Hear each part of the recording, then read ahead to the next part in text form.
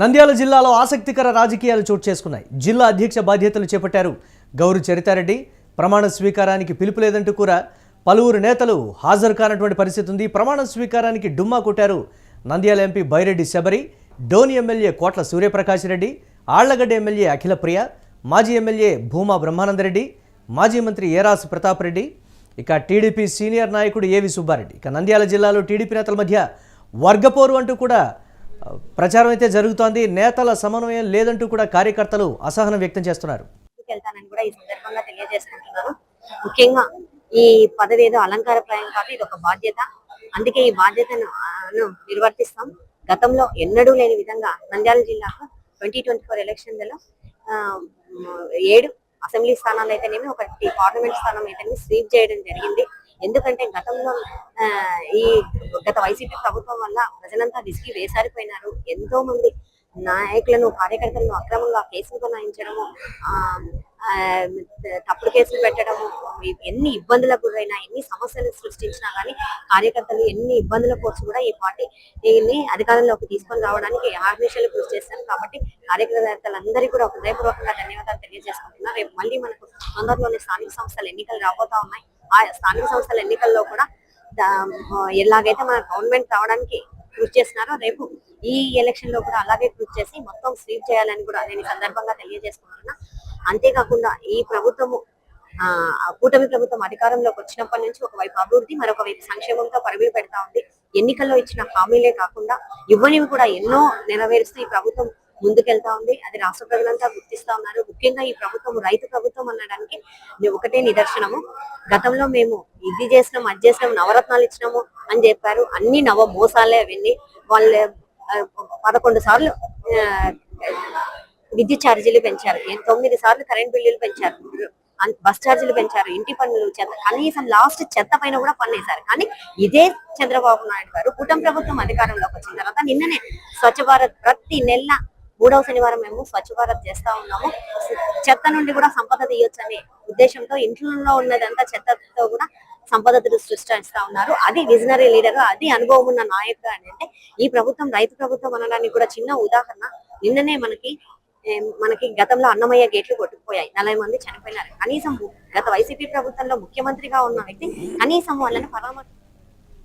అంటే దీనికి సంబంధించి మరిన్ని అప్డేట్స్ మా కరెస్పాండెంట్ మల్లికార్జున్ అందిస్తారు. మల్లికార్జున్, ఏంటి అసలు దీనికి సంబంధించి జిల్లా అధ్యక్ష పాత్రలు చేపట్టినటువంటి గౌరు చరితారెడ్డికి అధిష్టానం ఆశీస్సులున్నాయి, కానీ నంద్యాల జిల్లాలో ఏ ఒక్క నాయకుడు నాయకురాలు కోఆపరేషన్ లేదా, సరే ఒకరిద్దరు హాజరు కాలేదంటే అనుకోవచ్చు. ఎవ్వరూ కూడా కీలక నేతలు, ఎమ్మెల్యే స్థాయి వ్యక్తులు ఎవరు కూడా హాజరు కాలేదంటే అసలు ఏం జరుగుతోంది? వర్గపోరు ఈ స్థాయిలో నంద్యాల జిల్లాలో ఉందా అనేది కూడా బహిర్గతమవుతున్నటువంటి పరిస్థితి. ఏం చెప్తున్నారు తెలుగు తమ్ముడు దీనికి సంబంధించి? మురళి, మనం చూసుకోవచ్చు, ఏదైతే నంద్యాల జిల్లా అధ్యక్షురాలుగా కూడా గౌరు చరితారెడ్డిని అధిష్టానం నియమించిందని చెప్పవచ్చు. నేపథ్యంలో కూడా ప్రమాణ స్వీకార కార్యక్రమాన్ని నిర్వహించారు నంద్యాల హెడ్ క్వార్టర్ లో. అయితే ఈ నంద్యాల ప్రమాణ స్వీకారం ఏదైతే చేస్తుందో దీనికి సంబంధించి అందరూ హాజరు కావాలని చెప్పేసి కూడా జిల్లా అధ్యక్షురాలుగా అందరికీ ఆహ్వానం పంపినటువంటి పరిస్థితి ఉంది. అయితే నేపథ్యంలో కూడా ముఖ్యంగా సీనియర్ నాయకులుగా కొనసాగుతున్న కొంతమంది నేతలు ఈ ప్రమాణ స్వీకారానికి హాజరు కాకపోవడం ఇప్పుడు ప్రస్తుతం చర్చాంశనీయం అవుతుందనే మనం చెప్పుకోవచ్చు. ఎందుకంటే నాయకుల సమన్వయము, పార్టీ అంతా ఒకే తాటిపైన ఉంది అని చెప్పడానికి ఇదొక వేదిక. అయితే ఈ వేదిక రాకపోవడం పట్ల కూడా ఇప్పుడు ప్రస్తుతం హాట్ టాపిక్ గా మారినటువంటి పరిస్థితి మనం చూస్తాం. ముఖ్యంగా నంద్యాల మాజీ ఎమ్మెల్యే ఎవరైతున్నారో భూమా బ్రహ్మానందరెడ్డికి, అలాగే టీడీపీ సీనియర్ నేతగా భూమా నాగిరెడ్డికి అత్యంత సన్నిహితిగా ఉన్నటువంటి ఏవి సుబ్బారెడ్డికి కూడా పూర్తి స్థాయి ఆహ్వానం కూడా అందినటువంటి పరిస్థితి నేపథ్యంలో కూడా వారిద్దరు లోకల్ గా ఉన్నప్పటికీ కూడా ఈ కార్యక్రమానికి హాజరు కానటువంటి పరిస్థితి ఉంది. అదేవిధంగా సీనియర్ నాయకులుగా ఉన్నటువంటి ఆళ్లగడ్డ ఎమ్మెల్యే కావచ్చు, అలాగే డోన్ ఎమ్మెల్యే కావచ్చు, వీరు కూడా వివిధ కార్యక్రమాల కారణంగానే ఈ కార్యక్రమానికి హాజరు కానట్టుగా తెలుస్తా ఉంది. పూర్తి స్థాయిలో డోన్ ఎమ్మెల్యే కోట్ల సూర్యప్రకాష్ రెడ్డి స్థానికంగా ముందస్తుగా ఏదైతే కార్యక్రమాలు కొన్ని అక్కడ ఫిక్స్ అయ్యాయని చెప్పవచ్చు. నేపథ్యంలో కూడా ఆయన ముందస్తుగా ఖరారైనటువంటి ప్రోగ్రాంల కారణంగానే అక్కడ బిజీగా గడిపినటువంటి పరిస్థితి ఉంది. కాబట్టి ఈ కారణంగానే హాజరు కాలేదని కూడా వినపడతా ఉంది. ముఖ్యంగా అఖిలప్రియ కూడా 2 రోజుల నుంచి కూడా పార్టీ కార్యక్రమాలకు కూడా హాజరు కాలేదు. ఏదో హెల్త్ ఇష్యూ వల్లనే బయటికి రాలేదని కూడా తెలుస్తా ఉంది. ఏదేమైనప్పటికీ కూడా ఇటు ఆత్మగురికి చెందినటువంటి ఏరాస్ ప్రతాప్ రెడ్డి టీడీపీ సీనియర్ నాయకుడిగా ఉన్నాడు. ఆయన కూడా ఏదైతే ఈ కార్యక్రమానికి హాజరు కానటువంటి పరిస్థితి ఏంటంటే మెజార్టీగా చాలా మంది కూడా హాజరు కాలేదు. ఈ నేపథ్యంలో కూడా ఒకంత చర్చకు ఇప్పుడు కొనసాగుతుందని చెప్పవచ్చు. ఎందుకంటే అందరూ సమన్వయంతో తామంతా ఒకటిగా ఉన్నాము అని చెప్పే క్యాడర్ కు కానీ అధిష్టానానికి కానీ తెలియజేసేటువంటి కార్యక్రమం కాబట్టి ఈ కార్యక్రమానికి రాకపోవడం పట్ల కూడా ప్రస్తుతం ఇప్పుడు హాట్ టాపిక్ గా మారినటువంటి పరిస్థితిని మనం చూస్తున్నాం. పూర్తి స్థాయిలో ఇటు ఏబి సుబ్బారెడ్డికి కానీ భూమా బ్రహ్మానంద రెడ్డికి కానీ, ఎందుకంటే మొన్నటి వరకు కూడా నంద్యాల ఇన్ఛార్జ్ గా కొనసాగారు, ఆయన ఎమ్మెల్యే కూడా పనిచేసే పరిస్థితి ఉంది కాబట్టి వారికైతే ఆహ్వానం అందలేదని చెప్పేసి మనకు అర్థమవుతోంది. అయితే మిగతా నాయకులు మాత్రం కొన్ని కారణాల వల్ల ఈ కార్యక్రమానికి హాజరు కాలేదు. ఏదేమైనప్పటికీ కూడా పార్టీ కార్యక్రమం కాబట్టి అందరూ హాజరైంటే బాగుండేదన్న ఈ విమర్శలు కూడా వినబడుతున్నాయి. కాబట్టి పూర్తి స్థాయిలో పార్టీని ఇంకా బలోపేతం చేసుకొని ముందుకు తీసుకెళ్లే ధోరణిలో తాను ముందుకు వెళ్తానని చెప్పేసి కూడా గౌరవ చెప్తారని చెప్పడం జరిగింది. ఎందుకంటే ఇది అలంకార ప్రాయం కాదు, కేవలం పదవి అంటే అందరినీ సమన్వయం చేసుకుంటూ ముందుకు సాగడమే నా యొక్క లక్ష్యము, అందరినీ కలుపుకొని ముందుకు సాగుతానని చెప్పేసి అంటారు. ముఖ్యంగా మనం చూసుకుంటే డోన్ లో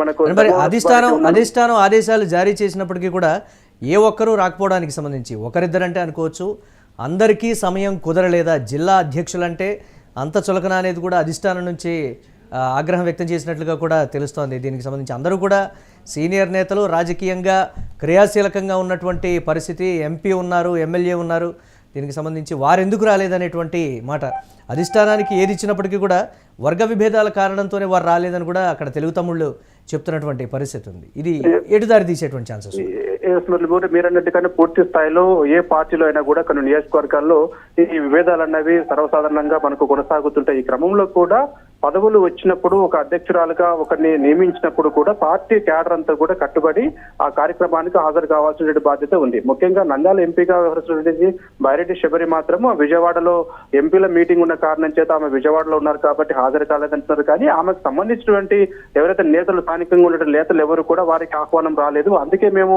ఆ కార్యక్రమానికి కూడా హాజరు కానటువంటి పరిస్థితి అని చెప్పేసి కూడా చెప్తున్నారు. మొత్తం మీద ఏదేమైనప్పటికీ కూడా అందరూ కూడా కలిసి ఆ కార్యక్రమానికి హాజరు కావాల్సి ఉంది. ఎందుకంటే జిల్లా అధ్యక్షులు అంటే రేపొద్దున టికెట్ల అంశం కావచ్చు, మిగతా అంశాలు కావచ్చు, ఏ ఒక్కటైనా కూడా జిల్లా అధ్యక్షురాలతో ముడిపడి ఉంటుంది. కాబట్టి ఖచ్చితంగా సీనియర్ నాయకులుగా చెప్పుకున్నటువంటి వారందరూ కూడా ఆ కార్యక్రమానికి హాజరయ్యింటే కనుక చాలా బాగుండేదని చెప్పేసి కూడా తెలుస్తా ఉంది. ఒకవేళ ఇప్పుడు హాజరు కాకపోతే టీడీపీలో సమన్వయం లేదు, కేవలం అలంకారప్రాయంగానే ఏదో ఇచ్చారు, వారికి అధ్యక్ష పదవి ఇస్తే మనం హాజరు కావాలన్న ఒక సంకేతాలు బయటికి వెళ్తాయి. కాబట్టి ఇది ఒక హెల్దీ నేచర్ కాదు. కాబట్టి ఖచ్చితంగా అందరూ హాజరైంటే బాగుండేదన్న ఒక విమర్శలు కూడా ఇప్పుడు వ్యక్తమవుతున్నాయి. ముఖ్యంగా మనం చూసుకుంటే డోన్ నియోజకవర్గంలో ఇటు ధర్మవరం సుబ్బారెడ్డి ఉన్నారు, ఆయన రాష్ట్ర అంటే ఇక్కడ వస్తున్నటువంటి ప్రశ్న మల్లికార్జున్, గౌరు చరితారెడ్డికి వీరందరూ సహకరిస్తారా అనేది కూడా ఒక ప్రశ్నగా మారినటువంటి పరిస్థితిగా, వీరందరితో విభేదించి గౌరు చరితారెడ్డి జిల్లా అధ్యక్షురాలుగా కొనసాగేటువంటి పరిస్థితి, సక్సెస్ అయ్యేటువంటి సిచ్యువేషన్ ఉండదనేది కూడా తెలుగు తమ్ముళ్లలో